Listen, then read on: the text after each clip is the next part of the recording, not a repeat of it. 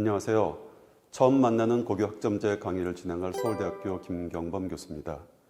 이 강의는 세 개의 부분으로 구성되어 있습니다. 하나는 고교학점제가 무엇인지, 그리고 현재 어떻게 진행되고 있는지가 첫 번째 파트고요. 두 번째 파트는 학교 교육 과정이 현재 어떻게 바뀔 예정이고, 그러면 학생들은 이 교육 과정에 맞춰서 무엇을 준비해 가야 되는지, 이게 두 번째 파트입니다. 세 번째 파트는 대학 입시입니다.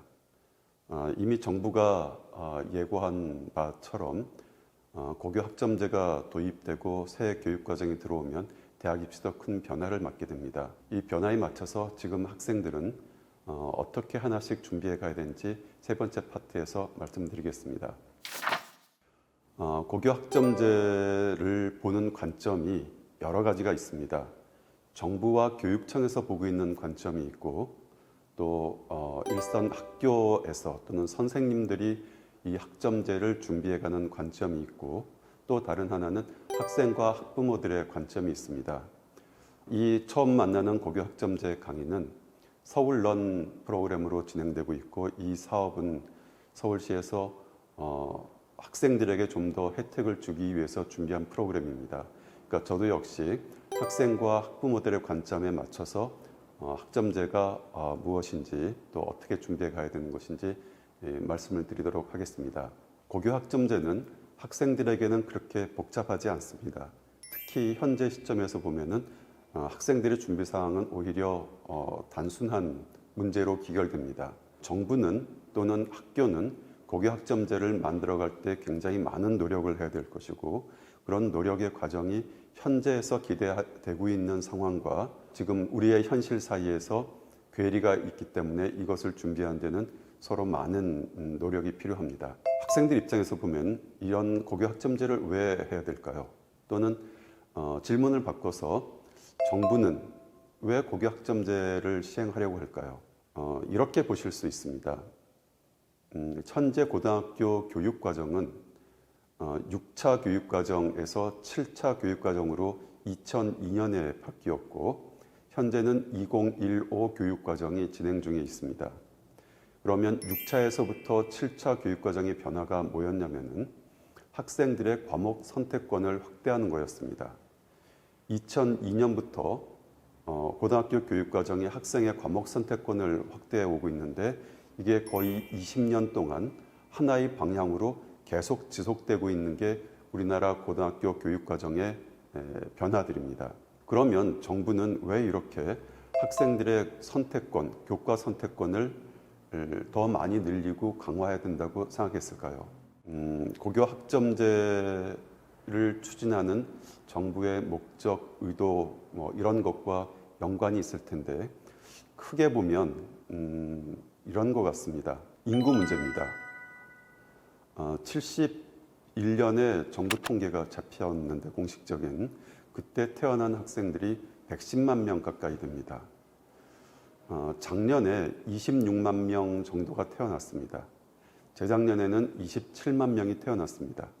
그러니까 100만 명이 넘게 태어나던 시대와 30만 명 내외로 태어나던 시대, 이게 우리 현실이라면 지난 50년간 우리나라의 인구 구조는 완전히 달라졌고, 따라서 이 인구 구조에 맞는 새로운 교육 체계를 만들어가는 게 현재 시점에서의 정부의 숙제입니다. 그러면 현 정부는, 또는 지난 정부는, 또 지지난 정부는 이 숙제를 어떤 컨셉으로 해결을 해왔냐면, 우리가 보통 말하는 학생 성장 중심 또는 학생 맞춤형 수업, 학생 자기주도 학습, 이런 단어들로 새로운 시대에 맞춰서, 고령 사회에 맞춰서 새로운 세대들이 앞으로 우리 사회의 주역으로 성장했을 때 어떤 준비 과정, 어떤 역량을 갖추고 사회에 나올 것인가, 이 문제를 이렇게 정리를 해왔습니다. 그러면 결국 이슈는 학생이 스스로 역량을 키울 수 있는 이런 학교 교육을 만들어야 된다는 것이고, 이렇게 만들어 가려면 학생 맞춤형 수업을 제도적으로 완비를 해야 되는 게 정부의 숙제가 됩니다. 그러면 학생은 이거에 대해서 어떻게 반응하는 게 바람직한 일일까요? 아마도 현재 미래 사회의 변화에 대해서 언론이나 정부나 되게 비슷한 역할을 합니다.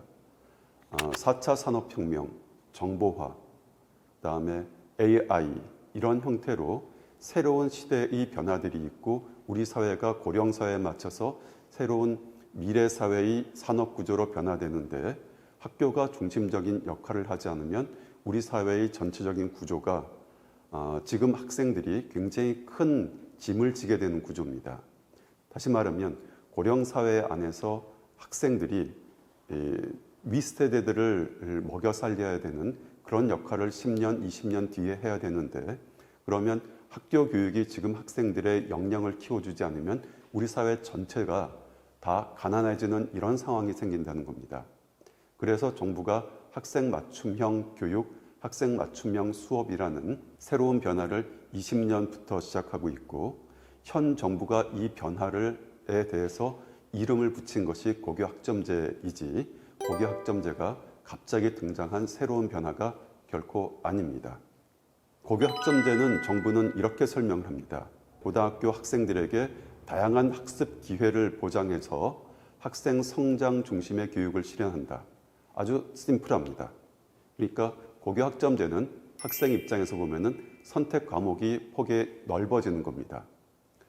현재 고등학교 학생들의 선택 과목은 아마도 실질적인 의미로 보면은 아마 한 3과목 정도를 서로 다르게 선택하는 것 같습니다.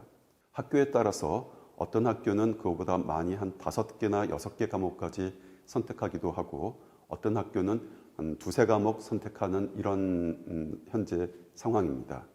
그러면 앞으로 고교학점제가 진행된다면 선택 과목의 폭이 지금보다는 늘어나는데 이게 무한정 늘어나는 것이 아니라 아마도 현재보다 한 2-3과목 정도의 선택폭이 늘어나는 정도입니다. 그러니까 학생 입장에서 보면 현재 2-3과목을 선택하고 있는데 앞으로 2-3과목을 더 선택한다. 이런 게 학점제의 실질적인 변화들입니다. 이 변화들은 언제 시작을 하게 되냐면 2025학년도에 전면적으로 다 실시를 합니다. 그런데 2025까지 가는 과정 속에서 정부와 교육청은 점진적으로 학생들의 선택권을 늘려가기 위한 여러 가지 장치들을 갖추고 있고 다시 말해서 점진적으로 조금씩 선택권을 늘려가고 있는 게 현재 상태입니다. 예를 들자면 이런 것들을 하고 있는 거죠. 학생들의 교과 선택권을 늘려주려면 어떻게 될 것인가? 학교 안에서 새로운 과목을 개설하는 게 첫 번째고요. 두 번째는 학교 간의 공유 캠퍼스를 통해서 그러니까 A 학교와 B 학교와 C 학교 학생들이 특정 과목을 이수하기 위해서 A 학교로 모이는 이런 시스템을 말합니다. 이게 두 번째 공동교육과정 공유 캠퍼스라고 하는 것이고요. 세 번째는 온라인 교육 프로그램을 통해서 온라인과 오프라인이 결합된 플립 러닝 시스템을 도입하는 것인데 이 세 번째 단계는 아직 본격화되어 있지는 않습니다. 지금 여러분들이 보고 계시는 서울런 사업도 일종의 교육 플랫폼, 온라인에서의 교육 플랫폼 사업의 연장선으로 이해하실 수 있습니다.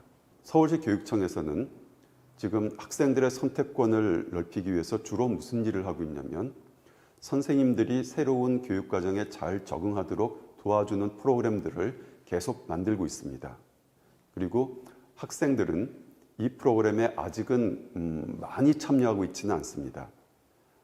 일부 학생들이 참여해서 학교 안에서 배우지 못하는 과목들을 배우고는 있지만 이게 현재 단계에서는 아직은 작은 수치이고 이게 25년도에 가면은 이게 전면적으로 선택권이 확대되는 이런 상황으로 진행될 겁니다.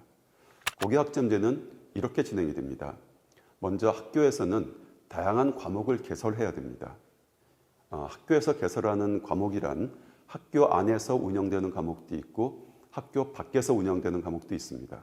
학교 밖에서 운영되는 과목은 공동교육과정이라는 프로그램으로 운영되는 과목도 있고 학교 밖에 별도의 시설들 또는 대학들과 협력해서 만들어지는 이런 과목들도 있을 수 있습니다.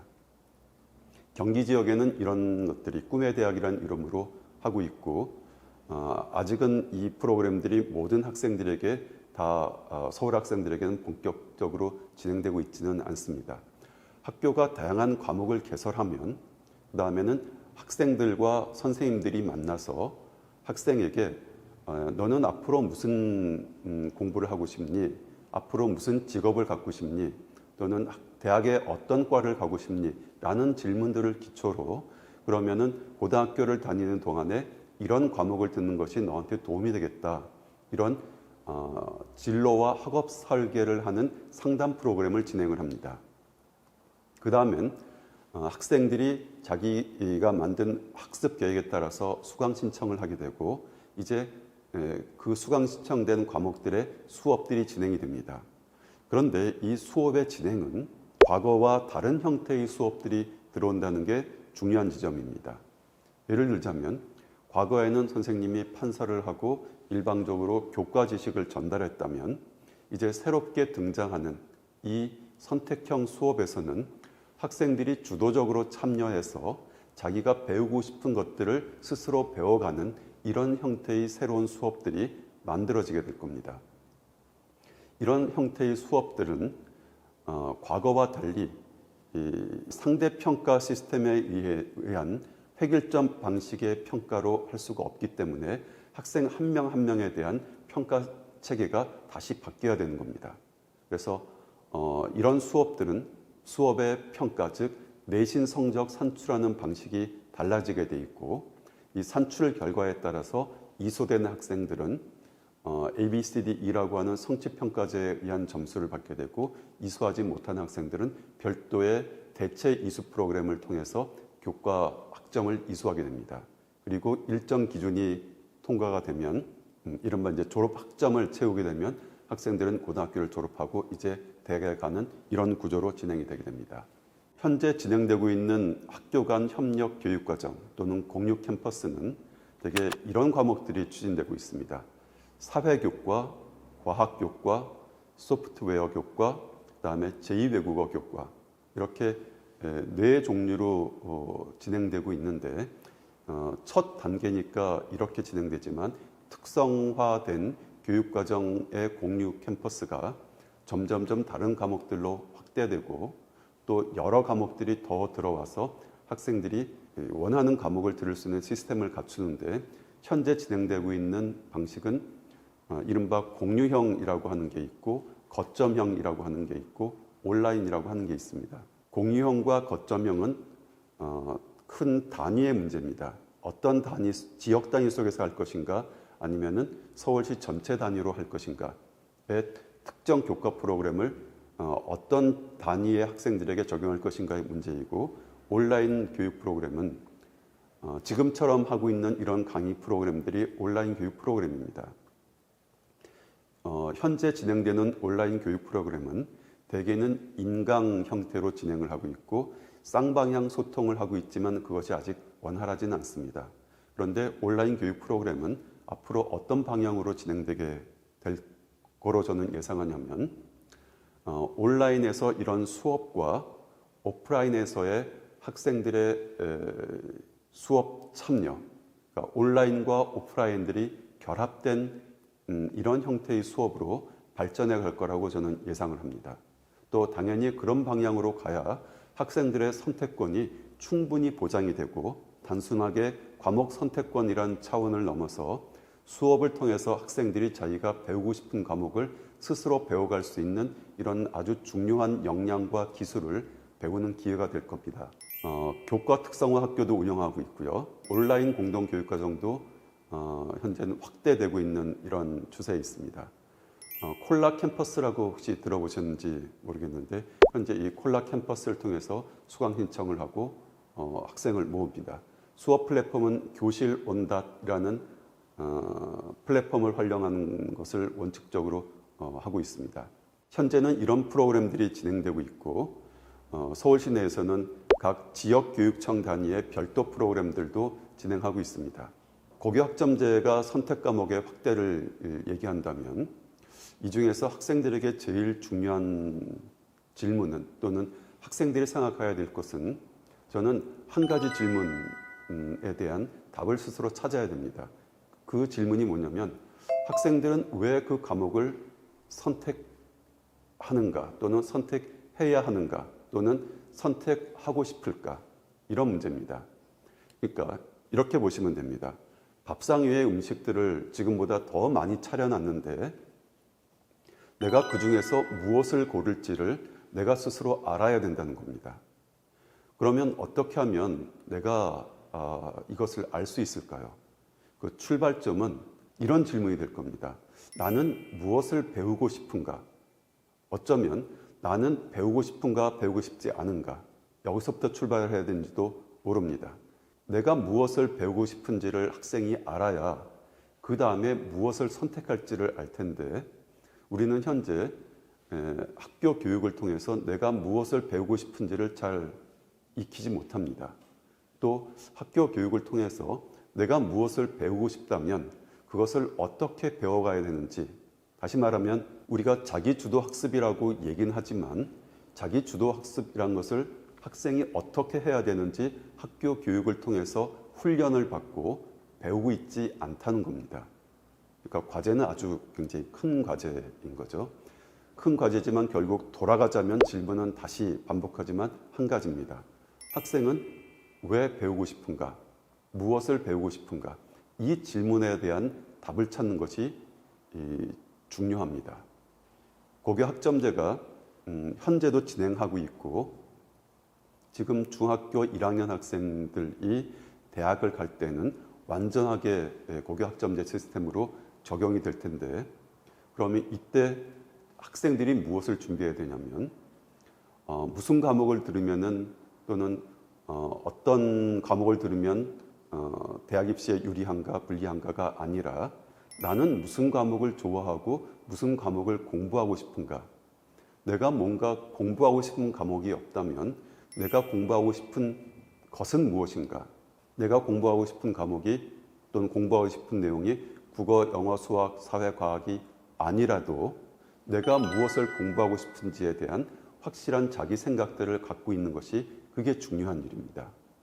그래야 그 다음에 내가 공부하고 싶은 것들을 내가 스스로의 공부해 가는 그런 자기주도 학습이라고 하는 그 기술을 학교 교육을 통해서 익힐 수 있습니다.